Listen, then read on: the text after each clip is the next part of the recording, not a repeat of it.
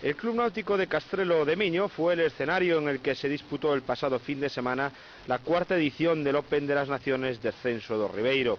En la jornada del sábado, el Open de las Naciones, se disputaron las pruebas de velocidad sobre una distancia de 1000 metros.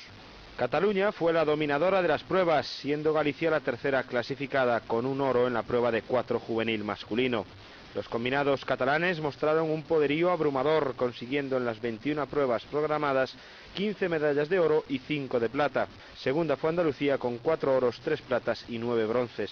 La jornada de cierre, la del domingo, vivió nuevamente el dominio de las selecciones catalanas, que lograron la medalla de oro en las 3 categorías. Andalucía consiguió 2 oros y Galicia 2 platas y un bronce. La categoría reina, la senior masculina, fue la encargada de poner el broche de oro a la cuarta edición del Descenso do Ribeiro.